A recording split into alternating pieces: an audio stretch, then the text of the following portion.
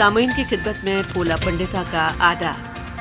External services division all India radio की Urdu service के इस सोशल मीडिया में आप सभी का हम खैर मकदम करते हैं और उम्मीद करते हैं दोस्तों कि आप सब खुश खुर्रम और सही सलामत होंगे। चमनजार के तहत आइए आज सुनते हैं अजीम आवाज़ और अंदाज के मालिक अमीन सयानी के साथ बातचीत। शरीके गुफ्तगू हैं all India radio Urdu service की साबिक अनाउंसर मरीम काज़मी।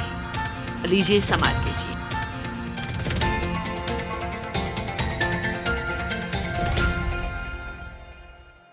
बहनों और भाइयों, अजी जनाब, हम लाख कोशिश कर लें लेकिन वो अंदाज, वो आवाज, वो लोच, वो जो शोखी और जाने क्या क्या, हम इतने सालों से कोशिश करते हैं। हम क्या अनगिनत लोगों ने कोशिश की कि वो अंदाज अपना ले, लेकिन आखिरकार सब नाउम्मीद हो गए और सब नाकाम हो गए। सामीन, आज मैं रूबरू हूँ उस अजीम आवाज से जिसको हम बरसों से सुनते आए हैं। न सिर्फ हम, आप लोग भी सुनते आए हैं। और ये आवाज है अमीन सयानी साहब की। अमीन भाई, आपका हमारे इस प्रोग्राम में खुशामदीद हम कहेंगे आपको, और हम चाहेंगे कि आप उसी आवाज में हमारे सामीन को मुखातिब करें। मैं जिस आवाज़ के बारे में आप उसी आवाज़ में कह रही हैं, उस आवाज़ से मेरा ताल्लुक़ अब रहा नहीं है इंसिडेंटली। इसलिए नहीं रहा कि उस ज़माने में एक माहौल था, एक ज़रूरत थी, एक हंगामेबाज़ी थी, एक नए भारत के नौजवान का जोश था, जो धीरे धीरे मुहज़्ज़ब होता गया और आवाज़ जो है वो संवरती गई और सुधरती गई। अमीन भाई, देखिए, जहाँ तक शक्ल सूरत या इंसान की शख्सियत का ताल्लुक है, वो हो सकता है उस पर कुछ असर आ जाए उम्र का, वक्त का, लेकिन जहाँ तक आवाज़ है वो तो सदाबहार रहती। कभी कभी तो रहती है, कभी कभी आवाज़ ही पहले चली जाती है, फिर बदन उसको फॉलो करता है। लेकिन आपकी आवाज़ तो सदाबहार है और इंशाअल्लाह ताला आपकी आवाज़ ऐसी ही रहेगी, जो थी वो है, अंदाज भी वही है। अंदाज थोड़ा बहुत सुधर गया है, आपको मानना पड़ेगा, क्योंकि उस स्टाइल में जो मैं बोला करता था, उस स्टाइल को कॉपी कई लोग करते हैं। यानी हिंदुस्तान ही में नहीं, सारी दुनिया में मैं जहाँ जहाँ गया हूँ, कोई ना कोई अनाउंसर ज़रूर सरफिरा होता है जो मेरी उस ज़माने की अजीब व गरीब आवाज़ की नकल करते हुए सुनाई देता है। और मैं ऐसे हर शख्स को कहता हूँ कि भाई, वो ज़माना और था, वो ज़रूरत और थी। अब तो इस तरह ना बोलो, बड़े अजीब से लगते हो कि किसी हसीना के पास जाके इस तरह बोलोगे तो वो थप्पड़ मारेगी या मुंह फेर के चल पड़ेगी। लेकिन जैसे कि मैंने शुरू में ही कहा था कि बहुत से लोगों ने कोशिश की और कर रहे हैं, लेकिन नाकामी उनके हाथ आई, क्योंकि अपना हर एक का अपना एक अंदाज होता है। और चूंकि आप भी हमारी तरह आवाज की दुनिया से आपका ताल्लुक रहा है, ये बताइए कि आपका सफर कैसे शुरू हुआ? सफ़र ये शुरू जो हुआ, ये बड़े अजीब-ओ-गरीब तरीक़े से हुआ और उस मंज़िल से जहाँ मैंने शुरू की ब्रॉडकास्टिंग, उस मंज़िल तक पहुँचने की भी राहें जो थीं वो मुख्तलिफ़ थीं, अलग-अलग थीं। एक तो राह ये थी कि मेरे बड़े भाई हमीद, जो बहुत ही उम्दा और बहुत ही मशहूर ब्रॉडकास्टर हुआ करते थे, वो अंग्रेज़ी में बोलते थे, महज़ अंग्रेज़ी में, हिंदी, उर्दू से ज़्यादा ताल्लुक़ नहीं था उनका। तो उन्होंने मुझे मेरे बचपन से, लड़कपन से उन्होंने मुझे वहाँ ले जाना शुरू किया, ऑल इंडिया रेडियो के स्टूडियोज़ में, बम्बई के और ऑल इंडिया रेडियो स्टूडियोज़ में, जिस ज़माने में बहुत बड़े-बड़े ब्रॉडकास्टर्स हुआ करते थे। तो एज़ अ चाइल्ड मैं वहाँ जाने लगा और छोटे-छोटे प्रोग्रामों में हिस्सा लेने लगा। फिर धीरे-धीरे वो प्लेज़ में जहाँ मैं बच्चों का रोल किया करता था, या चिल्ड्रन्स प्रोग्राम में, फिर स्कूल ब्रॉडकास्ट में कुछ बोलने का मौका मिला। उसके बाद कॉलेज, जब मैं बाहर गया था, मुंबई के 3 साल बाहर रहा, 2.5 साल सिंधिया स्कूल ग्वालियर में पढ़ा। वहाँ से जब लौटा तो कॉलेज जॉइन की। اب کالج میں college magazine, college broadcast, plays, compering of quiz shows, یہ وہ بہت سارے کام کیے، مگر صرف انگریزی میں۔ ہندی سے میرا تعلق، ہندی اردو سے تعلق یوں تھا کہ جس طرح کوئی نوسکھیا سمندر کے کنارے کھڑا رہ کر بڑے بڑے تیراکوں کو تیرتا ہوا دیکھا کرتا ہے اور سوچتا ہے کہ کیا میں بھی جرأت کر سکتا ہوں اس پانی میں اترنے کی۔ تو میرا جو نالج تھا ان دو بھاشاؤں کا وہ بہت محدود تھا۔ تو بچپن میں نے فارسی تھوڑی سی پڑھی، اردو تھوڑی سی پڑھی، قرآن شریف بھی مولوی صاحب آیا کرتے تھے، کچھ پڑھایا کرتے تھے، تو کوشش بہت کرتے تھے، مجھے پڑھانے کی شوق تو تھا، لیکن اتفاق سے زیادہ پڑھ نہیں پایا، لیکن تھوڑی سی عربی پڑھ لی تھی۔ اب اس کے بعد ہندی بھی تھوڑی سی پڑھی تھی۔ گجراتی میں میری ابتدائی تعلیم ہوئی تھی اور کافی زیادہ گجراتی پڑھی میں نے، یہاں تک کہ میں بولتا، لکھتا اور سوچتا اور گنتا گجراتی میں تھا، اور اب تک گجراتی ہی میں گنتا ہوں۔ تو یہ ہوا کہ یہ کھچڑی بھاشا میری زبان پر چڑھی ہوئی تھی، لیکن لکھت روپ میں جیسے کہتے ہیں اردو اور ہندی سے پالا پڑا۔ وہ یوں پڑا کہ ہماری اماں گاندھی جی کی ششیا تھیں، اور گاندھی جی نے آدیش دیا تھا انہیں کہ بیٹی تم ایک ایسا اخبار شروع کرو جس کے 3 الگ الگ ایشوز ہوں، ایک ہو ہندی یعنی دیوناگری لکھاوٹ میں، ایک اردو لکھاوٹ میں، اور تیسرے ایشو کی لکھاوٹ جو ہے وہ گجراتی ہو، لیکن بھاشا زبان تینوں میں ایک ہی ہو، وہ سادہ سرل ہندوستانی جو کہ عام فہم ہو، جسے سب لوگ بولیں اور سمجھیں۔ تو اس وہ میگزین جو تھا اس کا نام تھا رہبر، اور رہبر شائع ہونے لگا شاید 1940 میں ہمارے گھر سے، اور نہ صرف شائع ہوتا تھا، ایڈٹ ہوتا تھا، بلکہ ایک پریس بھی وہاں چھوٹا سا آ گیا تھا، تو ہم اسے گھر پر ہی چھاپتے تھے، کمپوزنگ ڈپارٹمنٹ میں بھی گھر پہ تھا۔ تو اس فورٹنائٹلی جرنل میں جو کہ نیو لٹریٹس کے لیے تھا، بالغوں کے لیے، اس میں نے شروع کیا ایز اے پیون کام کرنا، یعنی وہ جب چھپ کے آئے اخبار تو اسے فولڈ کرنا، پھر رجسٹر مینٹین کرنا، اور وہ نام جو ہیں وہ نام کی فہرست چھپی ہوئی وہ کاٹ کر ایڈریسز لگانا اور ٹکٹ لگانا، یہ وہ کام کیا کرتا تھا۔ اس کے بعد دھیرے دھیرے میرا شوق بڑھنے لگا زبان میں، تو میں نے پروف کریکشن شروع کی، پھر دھیرے دھیرے لکھنا شروع کیا ترجموں سے۔ اب یہ ترجمے کرتے کرتے مجھے یہ عادت ہو گئی کہ کوئی سا مضمون ہو جو بہت دقیق ہو، بہت مشکل ہو، بہت پھیلا ہوا ہو، اس کو سادہ زبان میں اس کا ترجمہ کرنا، یہ میں نے خاص طور پر سیکھا اور کافی کام کیا اس میں۔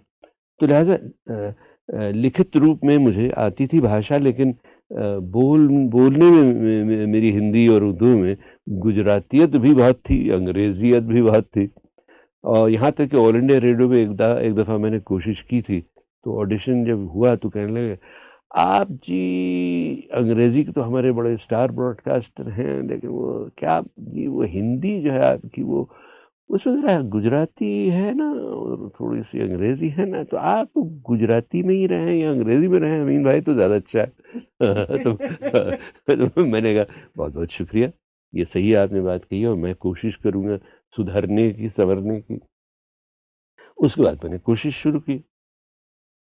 اب ہوا یہ کہ پھر ریڈیو سیلون کے پروگرام ریکارڈ ہونا شروع ہوئے بمبئی میں، اور وہ ایک ایسے اسٹوڈیو میں ریکارڈ ہوتے تھے جو میرا جو کالج تھا سینٹ زیویئرس کالج، اسی کے فرسٹ فلور پر ایک چھوٹا سا اسٹوڈیو تھا ٹیکنیکل انسٹیٹیوٹ ٹریننگ کا، تو ان لوگوں نے ایک چھوٹا سا اسٹوڈیو بنایا ہوا تھا، تو ہم نے وہیں ریکارڈنگ اس گروپ نے جو کہ سیلون سے تعلق رکھتا تھا انہوں نے شروع کی، اور اتفاق سے حمید بھائی اس سنستھا کے پروگرام ڈائریکٹر بن گئے۔ اب پروگرام ڈائریکٹر بن گئے تو میں ان کے پیچھے پڑ گیا کہ حمید بھائی مجھے بھی تھوڑا کام دیجیے، آپ ہی نے تو مجھے اس میں پالا پوسا ہے۔ تو کہنے لگے کہ دیکھو انگریزی میں 2-3 پروگرام ہیں لیکن وہ میں کر رہا ہوں، اور اس میں اب ابھی ضرورت نہیں ہے ایک اور وائس کی، اور ہندی براڈ کاسٹر تو تم ہو نہیں، تو پہلے ہندی سیکھو صاحب. اور یہ 2-3 بڑے بڑے لوگ ہیں، بھارگوین شریواستو ہیں، منموہن کرشن ہیں، یہ لوگ سب کر رہے ہیں، تو آپ وہیں جا کر بیٹھیے اگر ہو سکے تو دیکھیے. تو میں صاحب جانے لگا ان پروگراموں میں سننے اور بیٹھ کے سننے. خاص کر ایک پروگرام تھا پھلواری، اس کا پورا نام تھا اوولٹین پھلواری. تو اوولٹین پھلواری جو تھا وہ اس میں نئے نئے لوگ آ کر گایا کرتے تھے، اور میں وہاں جا کر بیٹھا کرتا تھا. تو ایک دن ہوا یہ کہ سنگیت کا مجھے بڑا شوق تھا، بچپن میں بہت گایا میں نے، سنگیت سیکھا بھی، لیکن پھر جب آواز ٹوٹی اور بدلی تو گانا چھوٹ گیا. تو میں صرف گانا سنا کرتا تھا. اور تو وہاں میں بیٹھا ہوا تھا ایک دن، تو پروگرام شروع ہونے والا تھا. اب یہ سریواستو جی جو پروڈیوسر تھے وہ کچھ الجھے سے نظر آئے، تو کہنے لگے وہ مجھ سے کہ یار یہ جو اناؤنسر ہمارا ہے جو اوولٹین کی تعریف کرتا ہے وہ آج آیا نہیں ہے. تو مجھے بہت غصہ آ رہا ہے اس پر. اور دیکھو میں جانتا ہوں تم براڈ کاسٹر ہو، تم ہندی تو جانتے نہیں ہو، تم ایک کام کرو، میں ہندی میں تمہیں کمرشل دیتا ہوں، تم جا کر کسی سے رومن میں لکھ لو، اس پڑھ دے گا، تم لکھ لو. میں نے کہا بھائی شریواس جی مجھے ہندی اسکرپٹ آتی ہے، مجھے اردو اسکرپٹ آتی ہے، مجھے گجراتی اسکرپٹ آتی ہے، آپ تینوں میں دے دیجیے میں پڑھ کے بتاتا ہوں. کہنے لگا اچھا تو پڑھ کے سناؤ. تو میں نے بہت جوش و خروش کے ساتھ وہ کمرشل پڑھا. کہنے لگے ہاں اوولٹین کا کمرشل تو ہے، وہ ذرا یعنی ہیلتھ گیونگ ڈرنک ہے، مگر اتنا چلانے کی کوئی ضرورت نہیں ہے، ٹھیک ہے ذرا تم آرام سے پڑھو اور آج ذرا ریکارڈنگ کر کے سناؤ. تو صاحب ان کے حکم کے مطابق جب ریکارڈنگ شروع ہوئی تو میں نے پھٹ پھٹ وہ پڑھ دیا. براڈ کاسٹر تو تھا ہی، اسکرپٹ بھی جانتا تھا. اور چونکہ میرے خاندان میں یہ ہندوستان کی آزادی کی تحریک کافی گہری طرح ڈوبی ہوئی تھی، تو یا کہنا یوں چاہیے کہ ہم لوگ ڈوبے ہوئے تھے اس میں. تو لہٰذا میں اپنے آپ کو نئے بھارت کا نیا نوجوان سمجھتا تھا، اس لیے کافی جوش تھا. تو پڑھ کے سنا دیا میں نے. ریکارڈنگ ختم ہوئی، جب پروگرام ختم ہوا تو میں گیا ان کے پاس، جی ٹھیک تو تھا نا؟ کہنے لگے ہاں ٹھیک تھا، تم نے ٹھیک پڑھا، اور تم ایسے کرو کہ اب ہمیشہ تم ہر ہفتے آیا کرو. تو میں نے کہا بھائی وہ بڑی اچھی بات ہے، خوشی کی بات ہے، مجھے کچھ پیسے ملیں گے صاحب. تو آپ کتنے پیسے دیں گے؟ تو مجھے دیکھ کر بڑی حیرت سے دیکھنے لگے کہ پیسے؟ تمہیں کون پیسے دے گا؟ تمہیں تو ہر ہفتے ملے گا 1 ٹن اوولٹین کا. اور یہی میری براڈ کاسٹنگ میں میری تندرستی کا راز ہے. ارے واہ، بہت اچھے. امین بھائی، آپ نے کہا ہندوستان کی آزادی کی تحریک میں آپ کا اور آپ کی فیملی کا بہت بڑا ہاتھ ہے، تو اس کے بعد آزادی کے بعد کبھی آپ کا اتفاق ہوا ادھر پاکستان جانے کا؟ پاکستان میں خود نہیں گیا، ایک موقع آیا تھا بہت بعد میں جس کے بارے میں ذکر کروں گا. پاکستان میرے بہت سارے دوست گئے، جو جن لوگوں کا پاکستان جانا مجھے سب سے زیادہ اکھرا، ان میں شامل تھے 2 ایسے لوگ جنہیں میں کبھی ملا نہیں، لیکن جو میرے یوں کہیے کہ غیبی ہیروز رہے ہیں.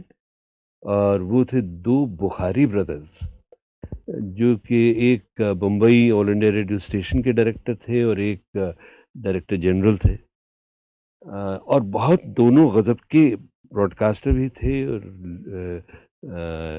رائٹرز بھی تھے. اور پطرس بخاری، ہاں پطرس صاحب، اور یہاں کے جو بڑے چھوٹے بھائی تھے وہ لگتے بڑے تھے، سنا ہے ان کے بارے میں، دیکھا نہیں کبھی. 6 فٹے تھے، اچھے خاصے ہینڈسم، اور بڑی خوبصورت آواز تھی ان کی. تو ان کا جانا جو تھا وہ مجھے دل کافی ٹوٹا کہ بھئی اچھے لوگ وہاں چلے گئے، لیکن یہاں بھی بہت اچھے لوگ رہے. اور کام کرتے رہے. تو آل انڈیا ریڈیو کافی دنوں تک، اس کے بعد برس 2 برس 3 برس تک کافی اچھا چلا. اس کے بعد گڑبڑیں ہوئی تھوڑی، لیکن لوگ اچھے ہمیشہ رہے ہیں اور رہیں گے. تو میں یہ کہہ رہا تھا کہ وہاں جانے کا موقع نہیں ہوا. ایک بار ایک ایڈورٹائزنگ کانفرنس کے لیے ہم جانے والے تھے. بہت خوش ہوا میں کہ چلو دیکھیں وہاں جا کر. تو پھر کچھ کسی وجہ سے وہ کینسل ہو گئی اور ہم نہیں جا پائے.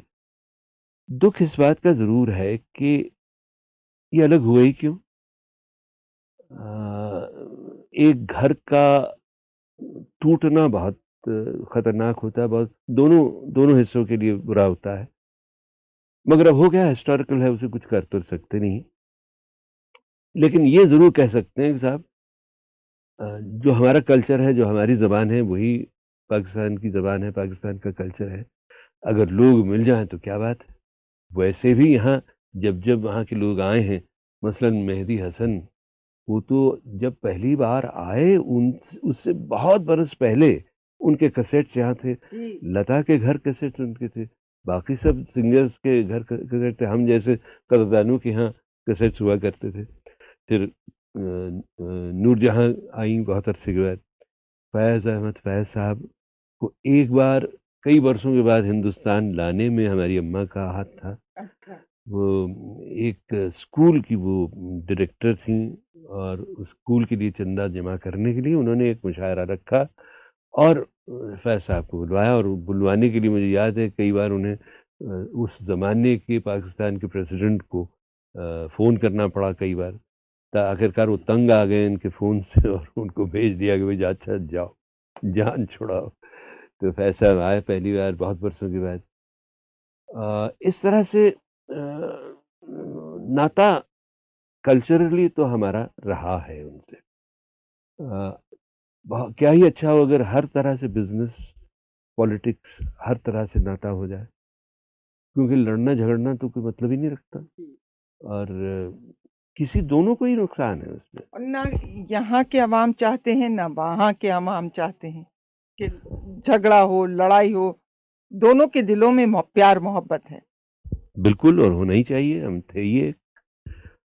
تو میں یہ سوچتا ہوں کہ یہ بہت ضروری ہے کہ ہم لوگ جو کلچر سے تعلق رکھتے ہوں، جو براڈ کاسٹنگ سے تعلق رکھتے ہوں، فلم والے، لیکھک، اور دھوم دھڑاکہ کرنے والے کوئی ایکٹرز اور پولیٹیشنز بھی اگر مل کر کچھ ساتھ ہنگامہ کرے تو ہاں یہ دونوں کا جو سنگم ہوگا تو وہ دنیا میں کیا رنگ کھلائے گا.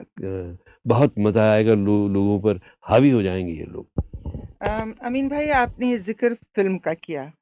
آپ نے فلموں میں بھی کچھ کبھی کبھار ایک آدھ فلم میں شاید آپ آئے بھی ہیں، ایکٹنگ بھی کی ہے.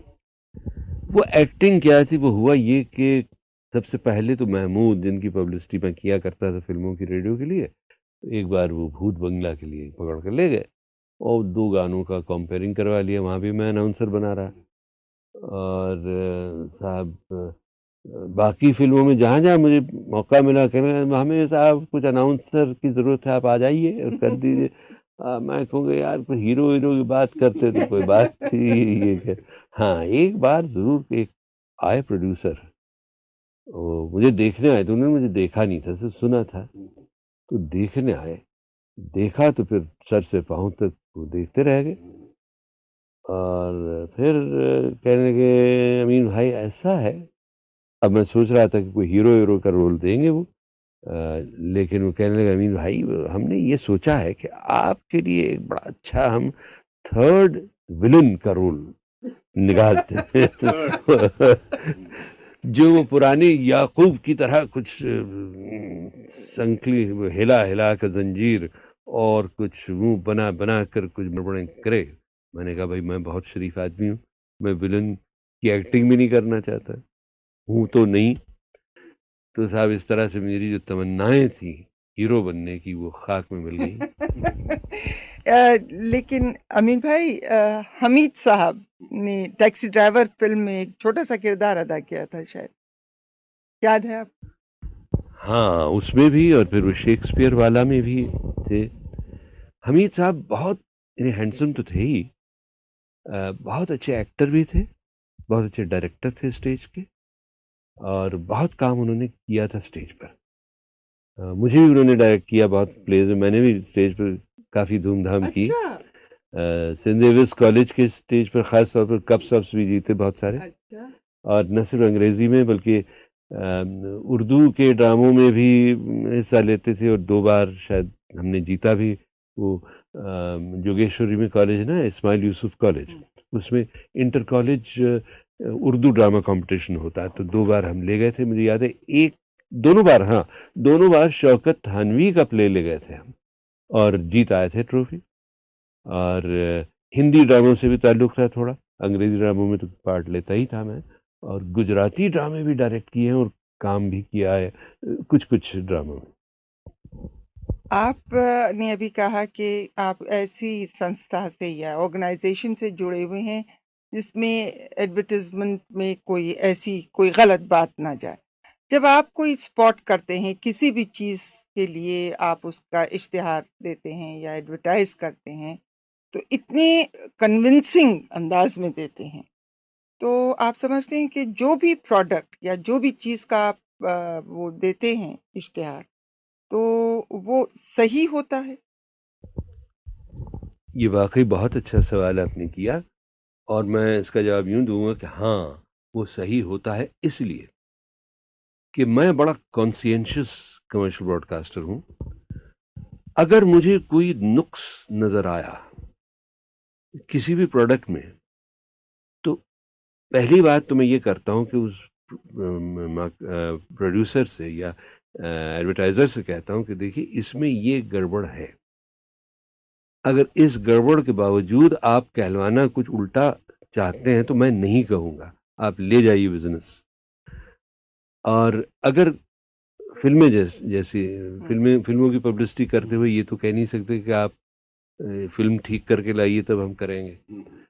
تو فلمیں جو ہوتی ہیں، لیکن میں کوشش کرتا ہوں کہ اگر فلموں کی پبلسٹی کروں تو صرف اس فلم کے اس حصے کی کروں زیادہ تعریف جو کہ واقعی قابل تعریف ہے.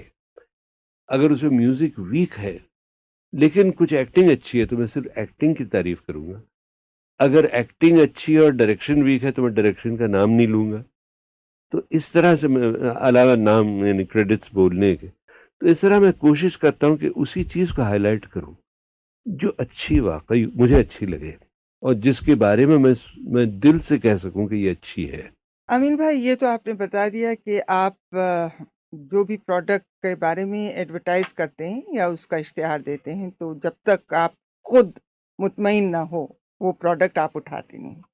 لیکن اگر فرض کیجئے کہ ایک ہی قسم کے یعنی ایک چیز کے 3 مختلف برانڈز آپ کے سامنے آ گئے، مثلا ایک ٹوتھ پیسٹ ہے، 3 مختلف کمپنیوں کے لوگ آپ کے پاس آ گئے، تو کیا آپ تینوں کی تعریف کریں گے؟ جہاں تک پروڈکٹس کا سوال ہے، فلموں کو الگ رکھیے، جہاں تک پروڈکٹس کا سوال ہے، میں ایک ٹائپ کے پروڈکٹ مطلب ایک ہی برانڈ نارملی ایڈورٹائز کرتا ہوں. یہ بڑی ایڈورٹائزنگ کمپنیز کی بھی پالیسی یہی ہے کہ اگر ایک ٹوتھ پیسٹ مثلا لیں گے تو دوسرا کوئی ٹوتھ پیسٹ نہیں لیں گے.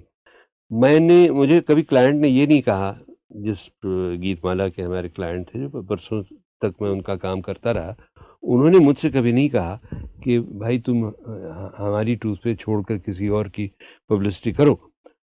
میں نے خود ان سے کہا کہ دیکھیے اگر میں پورا ڈوب کر اس میں کام کر رہا ہوں تو یہ پھر میری ٹوتھ پیسٹ ہو جاتی ہے، آپ کی نہیں رہتی صرف. تو میرا فرض یہ بنتا ہے کہ میں اسی تک محدود رہوں، یہیں پر اسی کا کام کروں. آپ نے چونکہ آپ نے بتایا کہ آپ کا اسٹیج کا بیک گراؤنڈ رہا ہے، اسی لیے جب بھی آپ اسٹیج پہ جاتے ہیں، کوئی لائیو شوز وغیرہ آپ پریزنٹ کرتے ہیں، تو کیا پہلے سے اسکرپٹ لکھتے ہیں کہ اسی وقت آپ کے ذہن میں جو کچھ بھی جوکس ہوئے یا ریپارٹیز ہوئے وہ آ جاتی؟ میرا دماغ ایک ٹیوب لائٹ کی طرح ہے، بہت لیٹ لطیف ہے، اور میں کبھی ڈیپینڈ نہیں کرتا کہ میں وہیں جا کر بولوں گا اور سب میرا دماغ جو ہے وہ کمپیوٹر کی طرح چلنے لگے گا. تو لہٰذا میں ہوم ورک اپنا کرتا ہوں. اس لحاظ سے میرے ایک طرح سے گرو ہیں حمید بھائی نہیں، کیونکہ حمید بھائی بہت ہی اچھے یعنی اسپیکر تھے، اور ان کو اگر اسٹیج پر کھڑا کر دیا جائے تو گھنٹوں تک لوگوں کو بنا کسی اسکرپٹ کے انٹرٹین کر سکتے تھے. میں نہیں کر سکتا. ایک تو یادداشت میری جو شروع سے کمزور رہی ہے، اس لیے میں بریلینٹ اسٹوڈنٹ کبھی بنا نہیں. تو میں کام کرتا ہوں. میں کہہ رہا تھا ایک اور گرو میرے تھے، اور وہ تھے میلول ڈمیلو. تو جب انہیں گاندھی جی کے فیونرل پر بولنا پڑا، تب تک ان کی ہتیا سے فیونرل تک انہوں نے کافی چیزیں جمع کر لی تھیں، اور وہ سب کاغذات ان کے سامنے تھے، اور وہ اس طرح بولے. کیونکہ اچھا براڈ کاسٹر وہ ہوتا ہے جو اسکرپٹ پڑھے بھی تو لگنا نہیں چاہیے کہ اسکرپٹ پڑھی جا رہی ہے.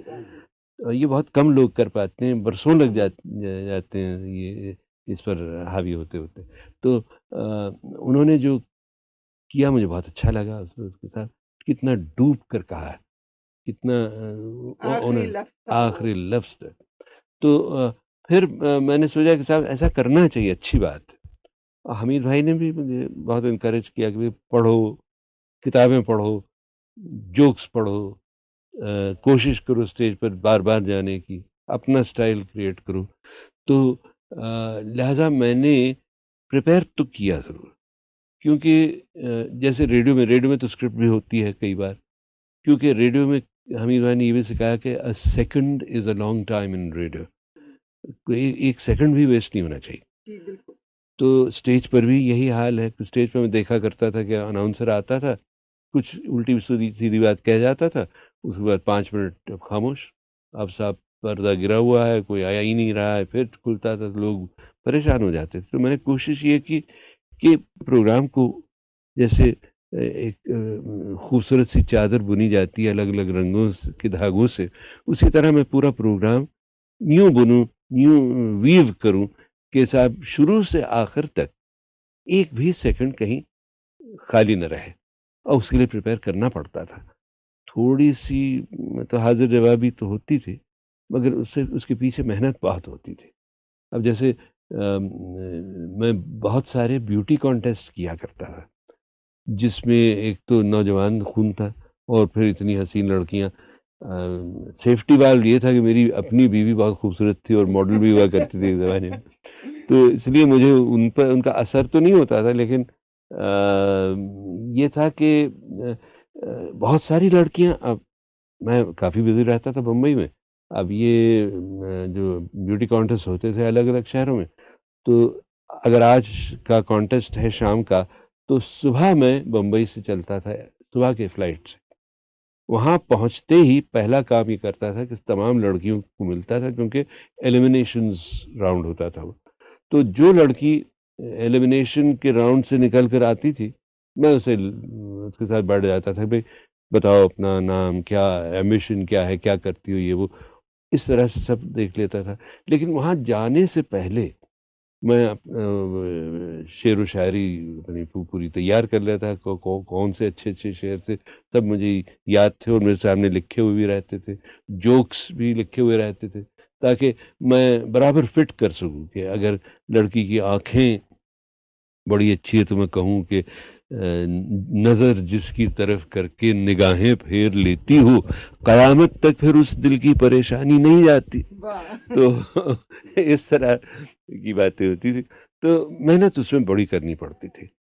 امین بھائی، آپ سے بات کر کے، آپ کے اتنے اچھی باتیں آپ نے بتائی اور اتنے مزے مزے کے قصے سنائے، بہت اچھا لگا. آواز آپ کی سنتے تھے، آج روبرو بیٹھ کے آپ سے باتیں ہوئی، ہمیں بے حد خوشی ہوئی. بہت بہت شکریہ. بہت شکریہ کہ اردو سروس جس کے بارے میں نے بہت سن رکھا تھا، اس میں اتنی اچھی پریزنٹر اناؤنسر نے آ کر میرا انٹرویو لیا. میری واقعی کان میں گھنٹیاں بجنے لگیں، اور بہت بہت خوشی ہوئی. بہت بہت شکریہ.